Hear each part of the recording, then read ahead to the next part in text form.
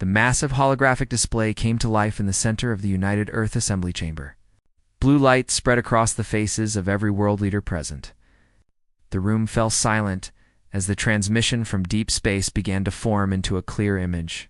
Ambassador. Linda Morris stood at the central podium. She was a woman in her late 50s with gray hair and sharp eyes that had seen decades of difficult negotiations. But nothing had prepared her for what appeared on the screen before her. Hi. Arbiter Zithos was not like anything humans had ever seen. He stood nearly 3 meters tall, his body covered in a hard black shell that gleamed under the lights of his own ship. His head was triangular, dominated by 2 massive compound eyes that reflected light like polished glass.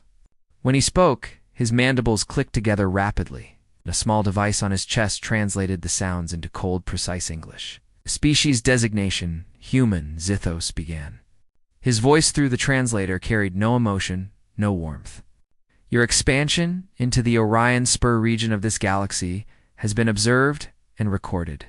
The Galactic Council has completed its deliberation regarding your kind. Linda felt her stomach tighten. Humanity had only discovered faster-than-light travel 200 years ago.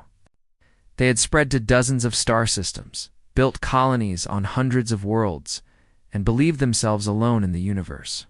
Then, 6 months ago, they had received the first transmission from the Galactic Council, an ancient organization of alien species that had ruled the galaxy for longer than human civilization had existed. It will provide tribute as all lesser species do, Zithos continued.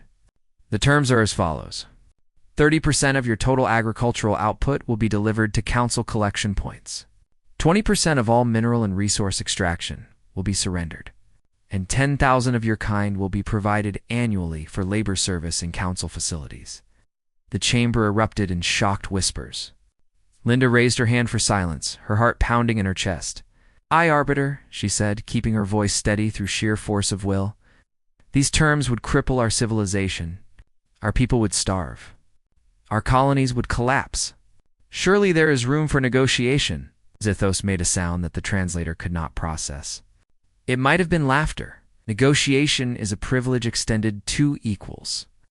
You are not equals. You are a young species that has stumbled into space without understanding the nature of the galaxy you inhabit. The Council has maintained order for 60,000 years. Every species within our borders pays tribute. This is not cruelty. This is simply how the universe works. Admiral Kevin Harris stood near the back of the chamber. He was 62 years old, with silver hair cut short and a face weathered by decades of military service. He had commanded ships in 3 different conflicts, but all of those had been against other humans. The fleet under his command was designed to protect humanity from itself, not from an alien empire with thousands of years of technological advancement. And if we decline your terms? Linda asked the question everyone was thinking. Zithos's compound eyes seemed to focus more intently on the camera. No species declines. But since you ask, I will educate you. 3,000 years ago, a species called the Vorthok refused tribute. They were a proud warrior race with a fleet twice the size of yours. Their homeworld is now an asteroid field. We keep the recordings of their final hours as an educational resource. He paused, letting the words sink in. 2,000 years ago, the Rolani believed they could hide from us. They retreated to the far edges of their territory and thought distance would protect them. We found them. Their survivors now serve as living exhibits in our museums, so that other species may understand the futility of resistance. The chamber had gone completely silent. You have 7 of your planetary rotations to deliver your first tribute. Shipment to the coordinates we will provide. This is not a negotiation. This is a notification. There will be no further communication until tribute is received. The transmission ended.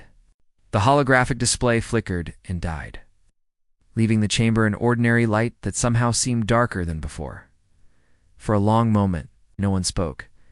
Then Secretary General Daniel Cooper rose from his seat. He was a tall man with kind eyes and a gentle voice that had helped him build consensus among nations that had spent centuries fighting each other. But there was no gentleness in his expression now. "We need to discuss this," he said. "All of us. Every nation, every colony, every station. This decision cannot be made by a few people in a single room." Admiral Harris approached Linda as the chamber began to buzz with frantic conversations. "What do we actually know about them?" he asked quietly. Linda shook her head. "Almost nothing. The transmission we received 6 months ago contained basic information about the Council. They control most of the galaxy. They have hundreds of member species, though member seems to be a generous term for most of them. The founding races make all the decisions. Everyone else just follows orders and their military capability. Beyond anything we can match, their ships are faster, their weapons more powerful, their numbers far greater. If we fight them conventionally, we lose. That's not pessimism. That's simple mathematics." Harris nodded slowly. He had expected as much. "Then we need to find an unconventional approach. Need to survive this," Linda corrected him. "Whatever that takes." Over the next 3 days, humanity did something it had never done before. It talked. Every nation, every colony, every habitat and station participated in the greatest debate in human history. The question was simple. The answer was not, do we submit to tribute or do we refuse? Some argued for compliance. Buy time, they said. Build strength in secret. Wait for an opportunity. The Council had existed for 60,000 years. Surely it would not last forever. Empires fell. Powers rose and declined. Perhaps in a few centuries, humanity would be strong enough to break free. Others argued that compliance was death by a different name. The tribute demands would only increase over time. History showed this pattern again and again, in human civilizations and apparently in alien ones as well. Once you started paying, you never stopped. And the demand for human laborers was the most terrifying part of all. 10,000 people a year. How long before that became 100,000? A million? How long before humanity existed only to serve alien masters? The debates grew heated. Old conflicts between nations resurfaced. Some accused others of cowardice. Some accused others of reckless pride. But underneath all the arguments, a deeper current was flowing, a feeling that had been part of humanity. Since the first human ancestor had looked up at the stars and wondered what was out. There they had not come this far to kneel Linda. Morris watched the debates from her office. Reading reports from every corner of human space, she saw the fear in people's eyes. But she also saw something else. Something that surprised her: determination. On the 7th day, as the Council's deadline approached, the vote was called. The results came in from Earth's crowded cities and Mars's domed colonies, from the mining stations of the asteroid belt and the research outposts on the moons of Jupiter, from the generation ships still crawling toward distant stars, carrying humans who would never see Earth, but who still considered themselves part of humanity. The vote was not unanimous. Nothing ever was with humans. But it was overwhelming. Linda drafted humanity's official response. She kept it simple. One word, transmitted on every frequency the Council monitored. No. High Arbiter Zithos received the human transmission in his private chambers aboard the Council flagship. A vessel called the Eternal Judgment. The ship was enormous, stretching 10 kilometers from bow to stern, carrying enough firepower to reduce entire planets to rubble. It had been the symbol of Council authority for 600 years. Zithos read the message 3 times. One word, just one word. In all his centuries of service to the Council, he had never seen anything like it, his second in command. A reptilian creature named Vex, from the Skorothi species, stood nearby. Vex had served under Zithos for decades and could read his master's moods better than most. They refused, Zithos said, his mandibles clicking slowly. Vex hissed softly. The young species often posture High Arbiter. They do not understand what they face. The R'Lani sent us a Declaration of Independence that was 40 pages long. They cited ancient laws and moral principles and the rights of all living beings. We vaporized their capital city, while their leaders were still debating what to do next. But this is different. Zithos turned his compound eyes toward the viewport, staring at the distant stars. They did not argue. They did not explain. They did not plead or threaten or try to negotiate. They simply said no. Does it matter? The result will be the same. Zithos considered this. Vex was right, of course. The humans had no chance against the Council's military might. Their entire fleet could be destroyed in hours. Their homeworld could be sterilized in days. Within a generation, humans would be nothing but a cautionary tale told to other species considering rebellion. And yet something about that single word troubled him. Assemble the compliance fleet, he ordered. 6 dreadnoughts should be sufficient for a species this primitive. We will make an example of them. X bowed his head. As you command, High Arbiter, shall I include transport ships for the survivors? Yes, some must survive to spread word of what happens to those who defy us. The others will be processed for labor allocation. Compliance fleet gathered at the edge of human space 3 days later. 6 dreadnoughts, each one a massive vessel bristling with weapons. Behind them came a dozen transport ships, their holds empty but ready to be filled with human prisoners. The fleet had destroyed civilizations before. This would be no different, or so they believed. Admiral Kevin Harris watched the alien fleet arrive on the command deck of humanity's flagship, a carrier called the Defiance. The name had been chosen by the crew after the Council's ultimatum. It seemed appropriate. Around the Defiance, the human fleet looked pitifully small. 42 combat vessels. That was the entire military output of a species that had only discovered faster-than-light travel 2 centuries ago. The ships were well-built and crewed by dedicated officers, but they were nothing compared to the behemoths now entering the system. Admiral Lieutenant Commander Amy Chen said from her station at the tactical console. The lead ship is hailing us, Harris nodded. Put them through. The main display flickered, and Zithos appeared. The alien arbiter looked even more imposing than he had in the original transmission. His compound eyes gleamed with what might have been anticipation. Human Commander Zithos said, "Your defiance has been noted and will be punished. However, the Council is not without mercy.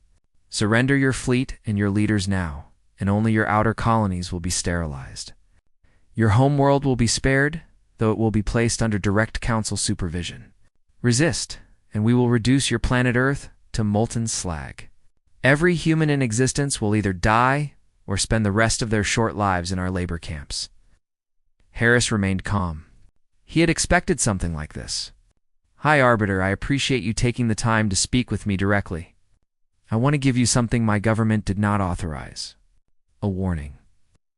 Zithos's mandibles clicked in what might have been surprise. "You warn us? Turn around. Go home.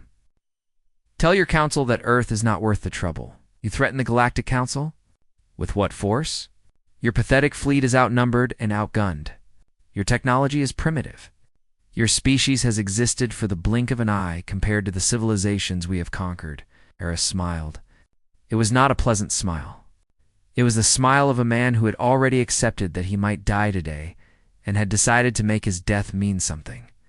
"You have studied our transmissions," Harris said. "You know our language, our history, our culture, but I do not think you understand us. Not really. We understand enough. You are mammals who evolved on a temperate world. You formed tribal groups that eventually became nations.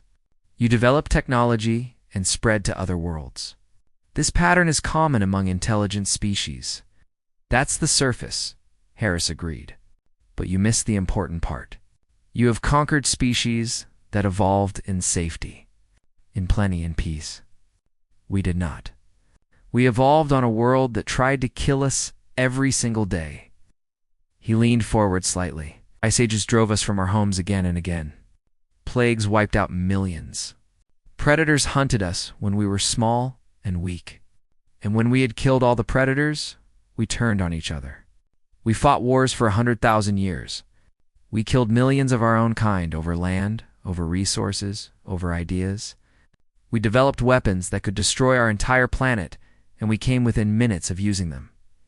Zithos said nothing. "You think your fleet frightens us?" Harris continued. "We have lived in fear our entire existence as a species. We have faced extinction a dozen times and survived every single one. We are very, very good at violence, and we do not surrender. Bold words, Zithos replied, but words do not stop plasma cannons. No, Harris agreed, they do not. He pressed a button on his command chair, which is why we brought something else. The tactical display behind him changed. Suddenly, the space around the Council fleet was filled with new signatures. Hundreds of them, thousands. Ships of every size and shape were dropping out of faster-than-light travel all around the alien formation.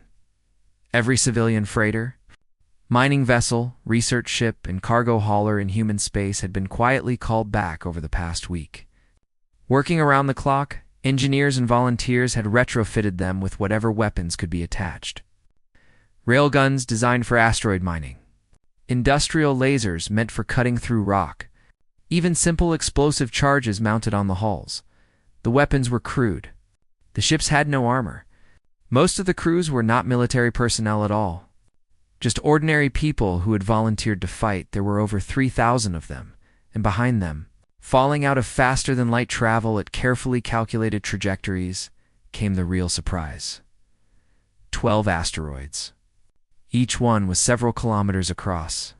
Each one had been fitted with massive engines and aimed directly at the Council formation. "Hi, Arbiter," Harris said quietly. "I suggest you reconsider your position." Zithos stared at the display. His mandibles had stopped moving entirely. "This is insane," he said finally. "You would sacrifice thousands of civilian vessels. You would throw rocks at us like primitive savages?" "We will do whatever is necessary to remain free," Harris replied. "That is what you failed to understand about us. We are not a species that calculates acceptable losses. We are a species that fights to the last breath, to the last drop of blood, to the last human standing. You cannot threaten us with death. We have been dying since the day we were born." The communication channel went silent. For a long moment, nothing happened. Then the first asteroid changed course slightly, adjusting its trajectory toward the eternal judgment itself. The battle for humanity's future was about to begin. The first asteroid struck the eternal judgment at a significant fraction of light speed. The flagship of the Council Compliance Fleet, pride of their armada for 600 years, ceased to exist in an instant.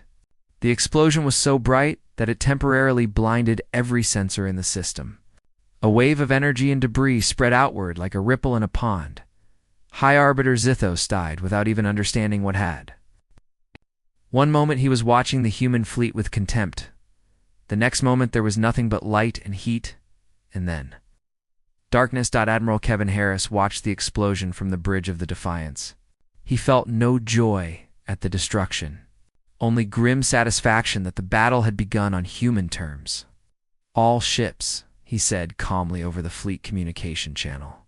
"Weapons free. Execute Attack Plan Alpha." What followed was not a battle in any traditional sense. It was chaos given form. The remaining 5 Council dreadnoughts were monsters of engineering. Their shields could withstand nuclear weapons. Their weapons could cut through any armor humanity had ever developed.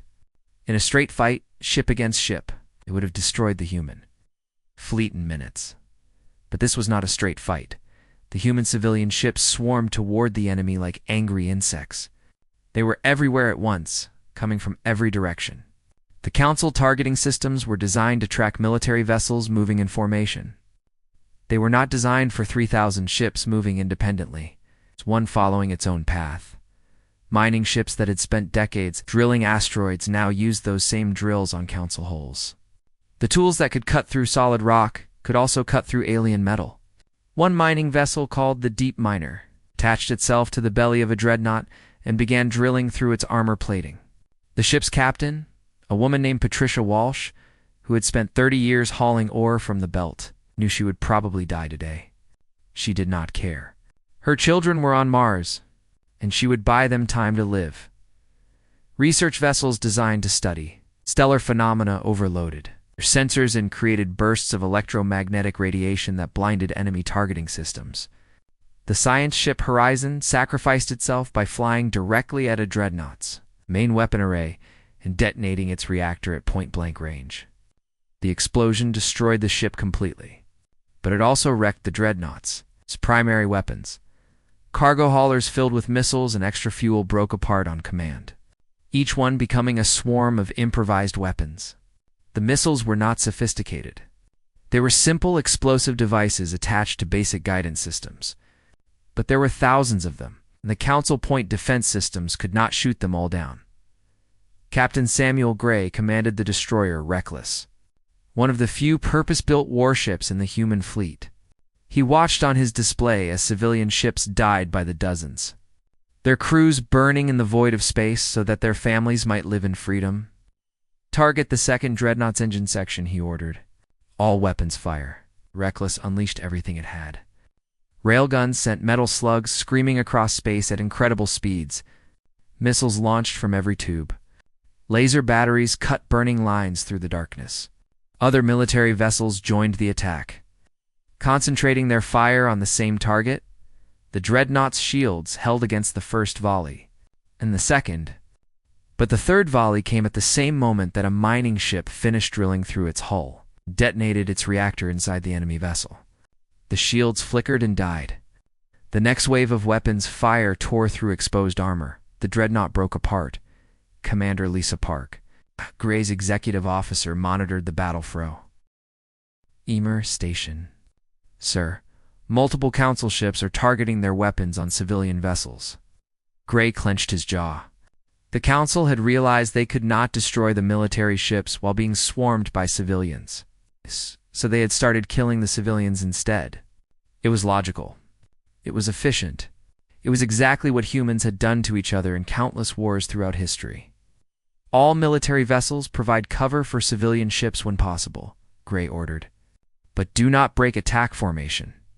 We cannot give them time to recover." The battle raged for 4 hours.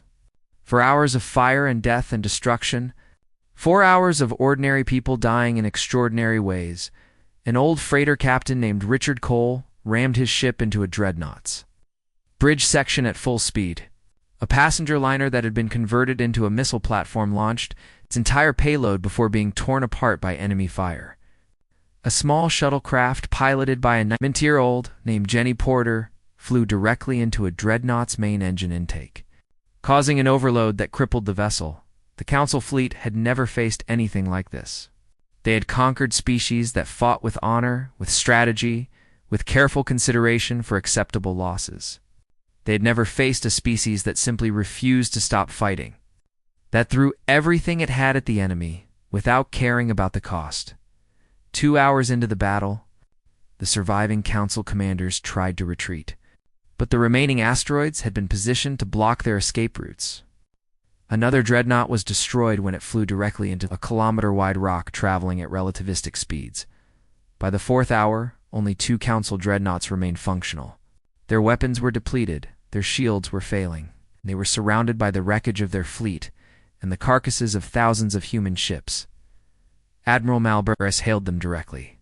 "Council vessels, this is Admiral Harris of the United Earth Fleet. You are defeated. Surrender now, and your crews will be treated humanely. Continue fighting, and you will be destroyed." There was a long pause. Then a response came from one of the dreadnoughts.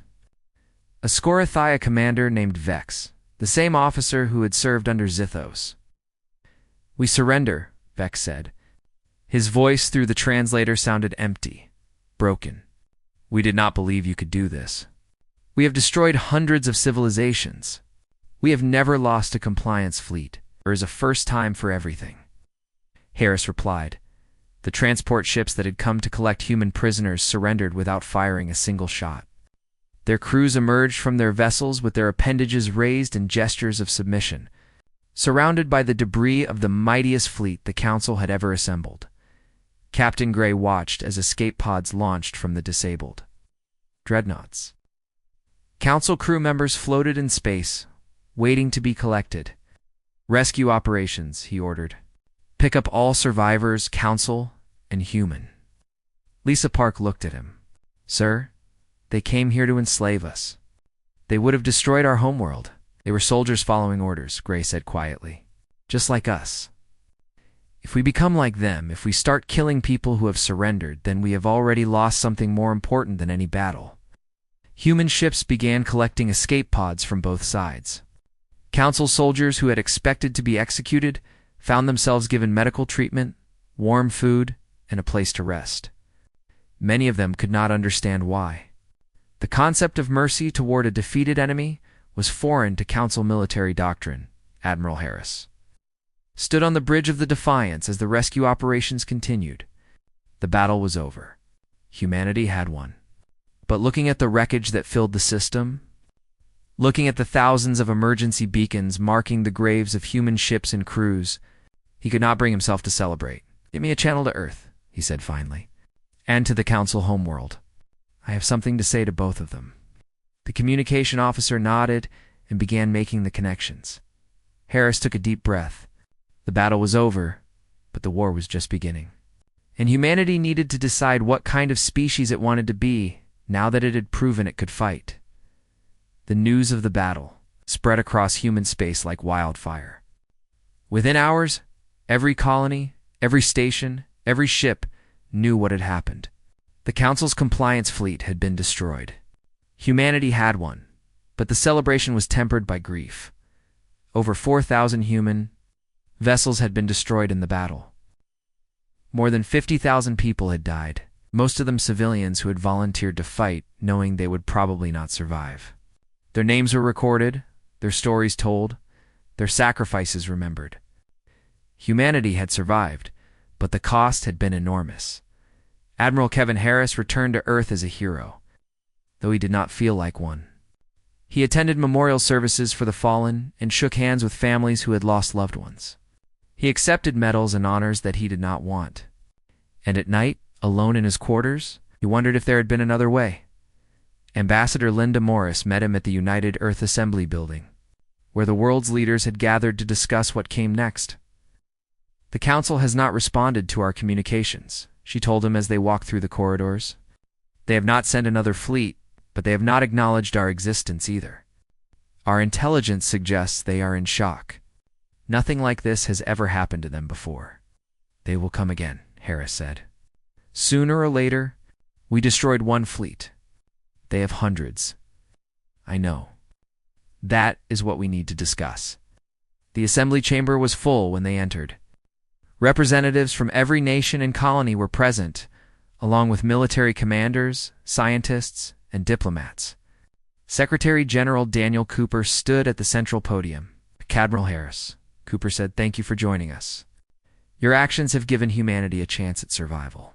Now we must decide how to use that chance."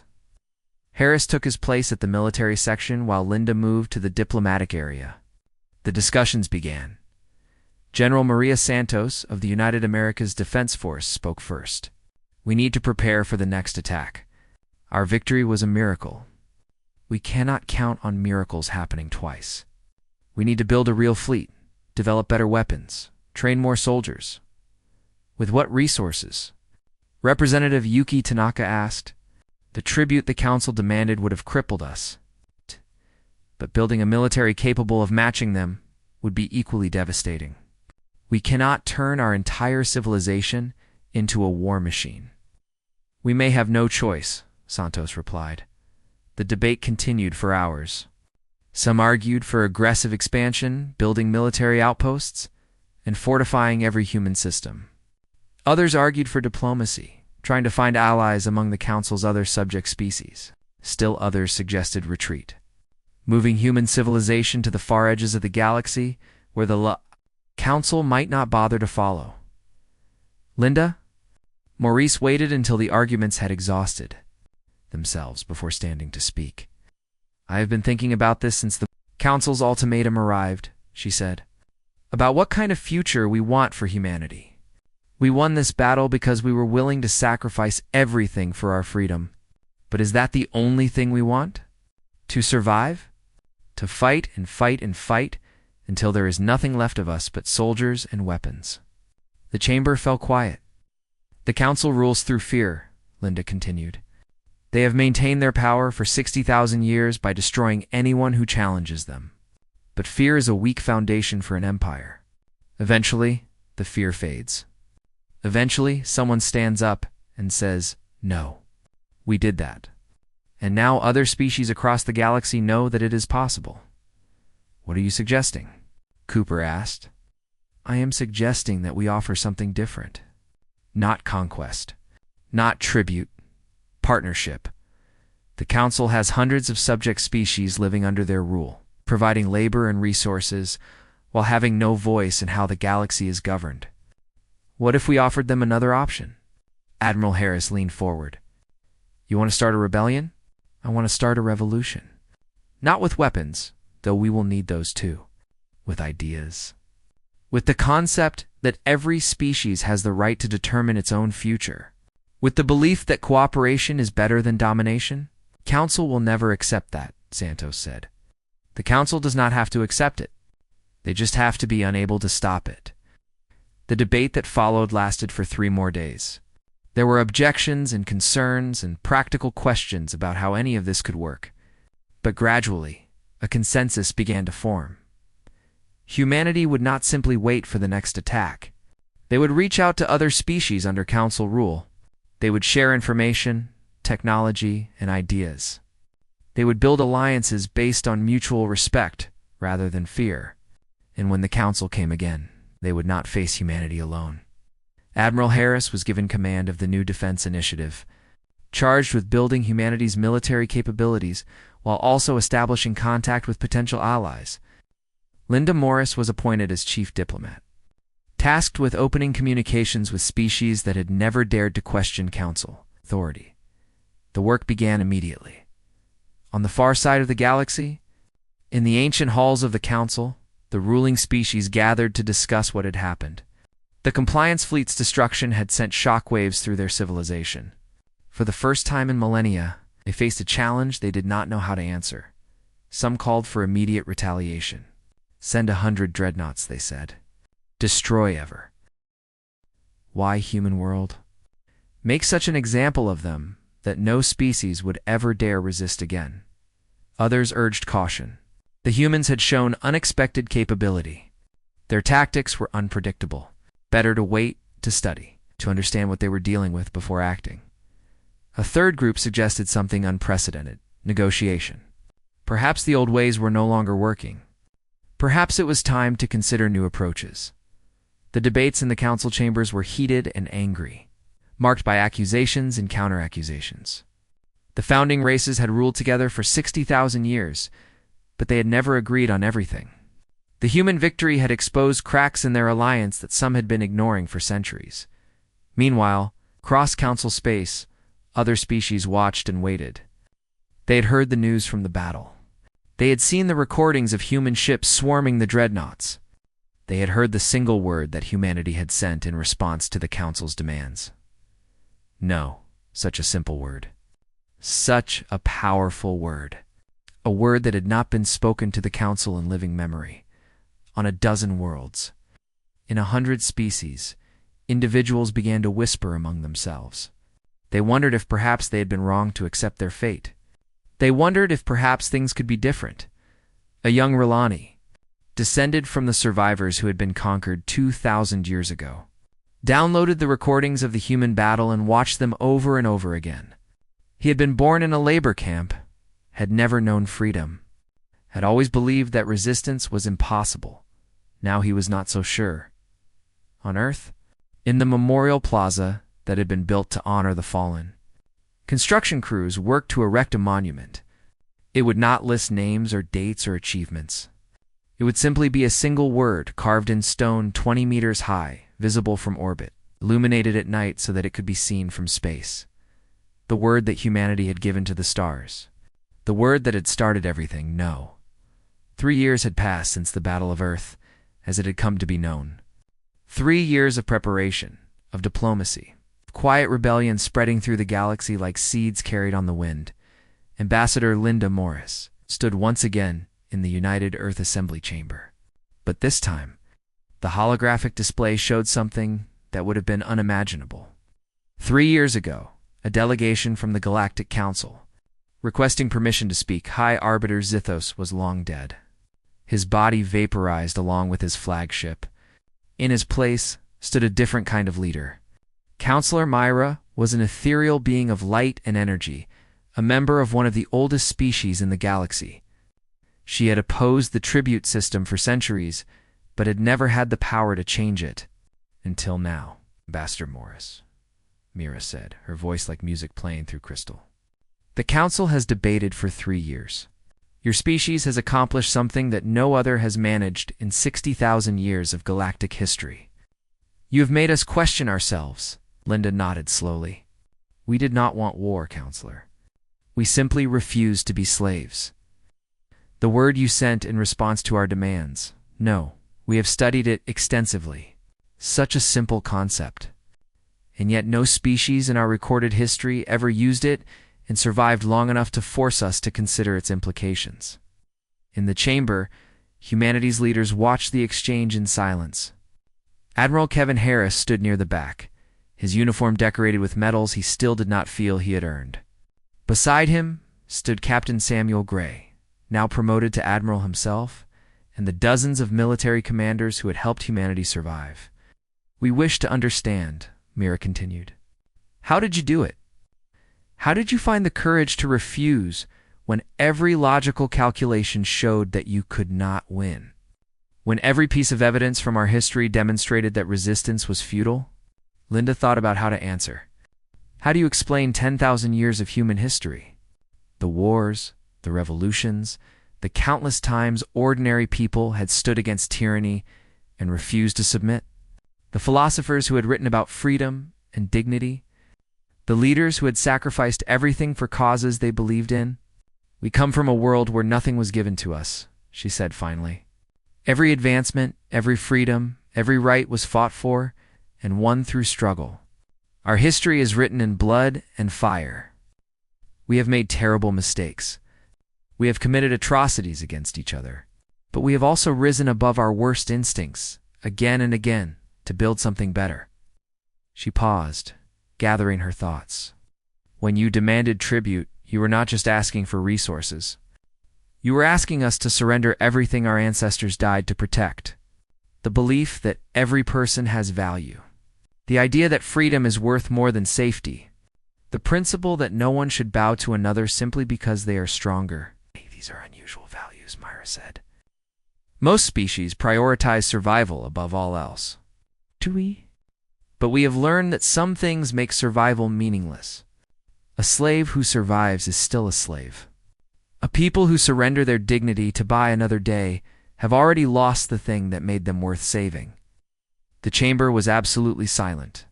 On the holographic display, Mira's form flickered as she processed Linda's words. The Council wishes to propose a new arrangement, Mira said at last. Not tribute. Not war. Partnership. The word hung in the air like a possibility that had never existed before. Your species has shown us that the old ways breed only resentment. The tribute system has maintained order, but it has also created countless enemies who simply lacked the power to resist. You have demonstrated that this power can be found. Other species are watching. Other species are beginning to ask the same questions you asked. We know, Linda said. We have been in contact with some of them.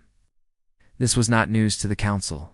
Their intelligence services had been tracking the quiet communications between Earth and various subject species for over a year. They knew about the alliances being formed, the technology being shared, the plans being made. If we continue on the current path, Mira said, there will be war. A war that could destroy both the Council and your growing coalition. A war that could set the galaxy back thousands of years. We do not want this. Many of us have never wanted the tribute system. We simply did not see another way to maintain stability. There is always another way, Linda replied. You just have to be willing to look for it and help us find it. Come to the Council as representatives, not as subjects. Help us build something new. Linda looked at Daniel Cooper, who nodded slowly. She looked at Admiral Harris, who gave a small shrug that said, Your call. We have conditions, Linda said, turning back to the display. Non-negotiable terms that must be met before we will consider any partnership. Name them. All tribute species are to be freed immediately. The labor camps closed. Every being currently held in service must be released and given the choice of returning to their homeworld or remaining where they are. This will cause enormous disruption, Mira said. Yes, it will. That is not our problem. What else? The council itself must be restructured. Currently, the founding races make all decisions. Everyone else simply follows orders. That ends. Every member species gets a voice. Every species gets a vote. The power of the founding races will be reduced to match their actual numbers. Mira's form flickered again. There are those among us who will never accept this, and they will have to be convinced, or overruled, or removed from power. We do not care how you accomplish it. We only care that it happens. Is there more? One final thing. An acknowledgement. A public statement from the council admitting that the tribute system was wrong, that the destruction of the Vorthok was wrong, that the conquest of the R'Lani was wrong, that 60,000 years of domination and exploitation was wrong. You ask us to condemn our own history. We ask you to learn from it. Humans have done this many times. We have looked at things our ancestors did and recognized that they were terrible. We have apologized, made amends, tried to do better. It is not easy. It is not comfortable, but it is necessary for healing. The silence stretched for a long moment. These terms are acceptable, Mira said finally. It will take time. There will be resistance. Some of the founding races will fight this with everything they have. But you have shown us what one word can accomplish. Perhaps together we can accomplish more. The transmission ended. The holographic display faded to black dot in the chamber. There were no cheers. The cost had been too high for celebration. Too many had died. Too much had been lost. The scars would take generations to heal, but there was something else in the room. Something that had been absent since the first. Council ultimatum had arrived 3 years ago, Hope. Admiral Kevin Harris found Linda Morris after the assembly had dispersed. They stood together at the window, looking out at the night sky. Do you think they will keep their word? He asked. Some will. Some will not. We will have to watch them carefully. Verify everything. Build our own strength, even as we work with them. And if another fleet comes, if the hardliners in the council decide that war is better than change, Linda smiled. It was a tired smile, but there was steel behind it. Then we will give them the same answer we gave the last one. On Earth, in the Memorial Plaza, the monument to the fallen stood tall against the stars. The single word carved into its surface caught the light from 1,000 distant suns across the galaxy, on worlds that had been under council rule for